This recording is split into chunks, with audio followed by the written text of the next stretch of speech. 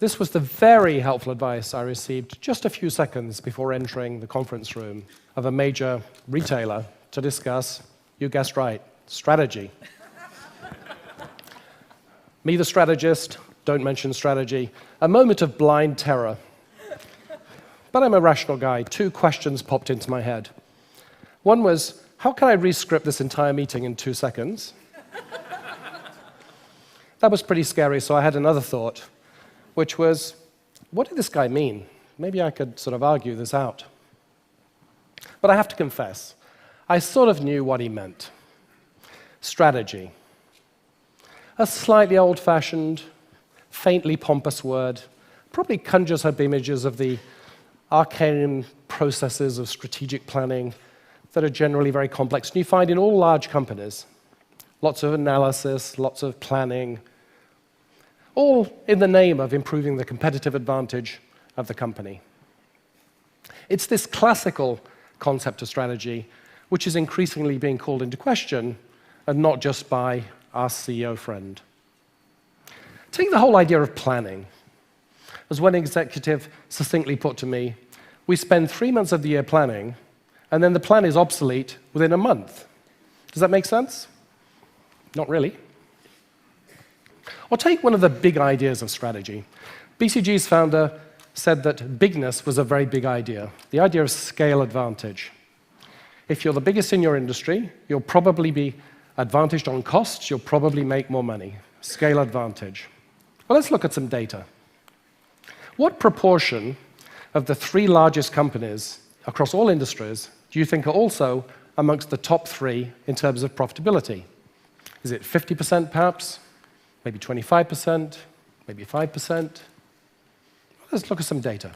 Here is that number across 65 years for all companies in the US. And the answer is a not particularly overwhelming 7%.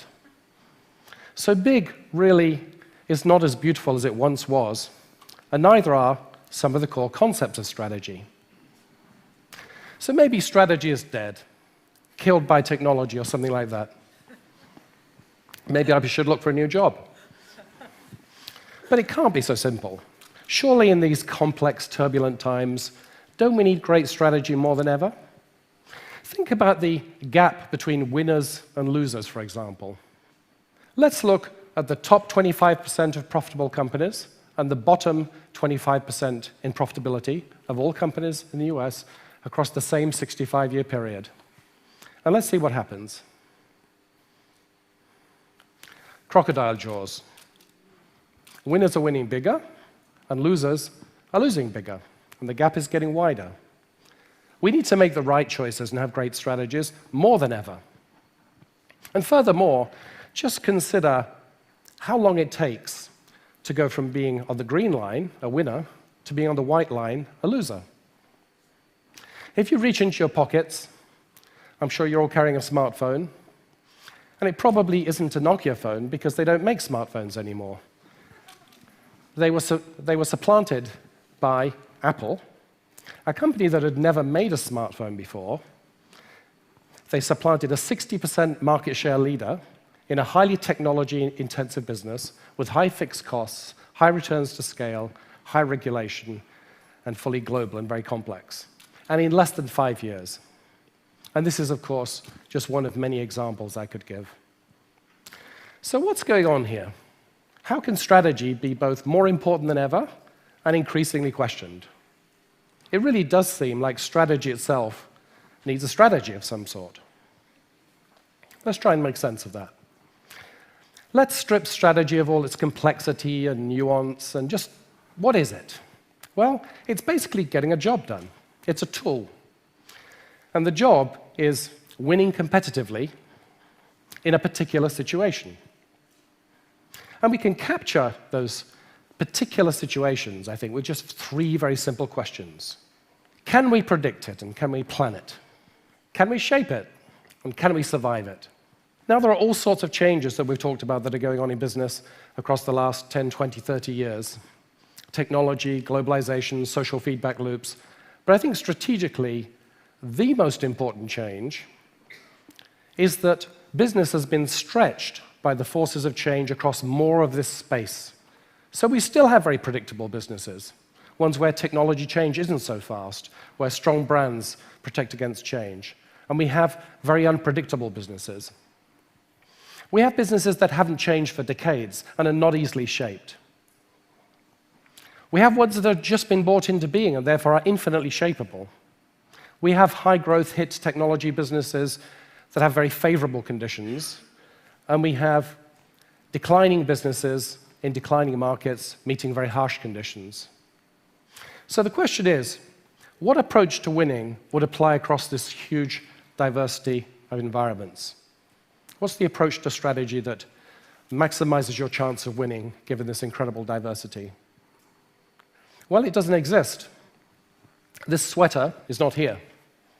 There is no one size which fits all.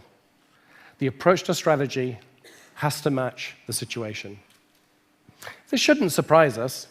In fact, mathematicians have actually logically proven that there can be no universal approach to strategy across all problem sets. It really just depends upon the problem. So let's rethink that question of how to win in different environments and get a feel for what's the best approach to strategy in 5 very different types of environment. Let's go back to this space. First, let's start with the familiar classical environment.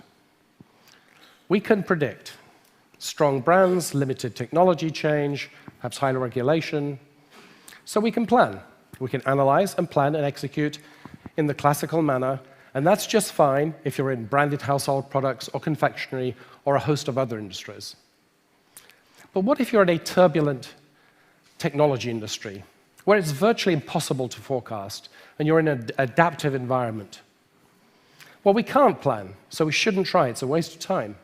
What can we do instead? We take a leaf from biology and we experiment, we adapt. The mantra becomes experiment, select, scale up, and iterate, a very different way of thinking about strategy. Think about the environment of the entrepreneur. Entrepreneurs get actually to shape and to predict. How could they do that? It's because they are creating their environment by creating products such as 3D printing or personal genomic services. So the mantra of a strategy is very different again. You envisage something which doesn't exist, and you realize that in reality, and you exploit it. A very different way of thinking about strategy. Think about the exotic environment of the shaping environment. Here we have the ability to influence, but not the ability to predict. How could that be? That's because an ecosystem of many companies are collectively reshaping an industry. Think about, for example, the digital commerce businesses of Alibaba or the software or hardware ecosystems of Apple. Here we see an ecosystem at work. And the thinking is much more about influencing, collaborating, orchestrating, and co-evolving than about necessarily only competing. Then the penalty box, the renewal environment.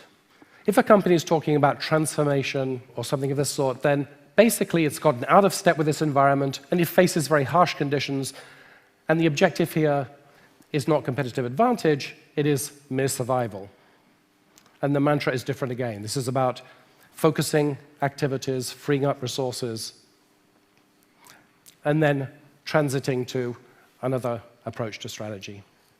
5 very different environments, 5 very different ways of thinking about strategy, all unleashed by one extra question. And that extra question is, what is the approach to winning in the particular environment that I face? Now, you're probably thinking, which of those approaches would work with my business? And that would be precisely the wrong question. And that's because all large businesses operate in multiple markets with multiple products, multiple lines of business. They face different conditions, each requiring their own approach.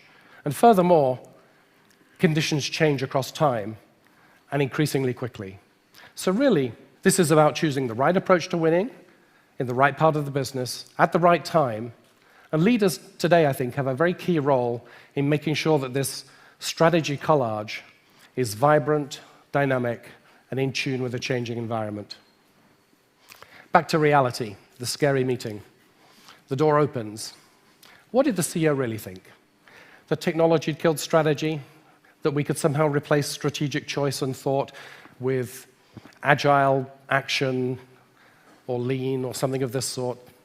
No, what he actually meant was that the single approach to strategy that the company had been adopting for years, classical strategic planning, was no longer adequate for the diverse circumstances that the different parts of that business faced.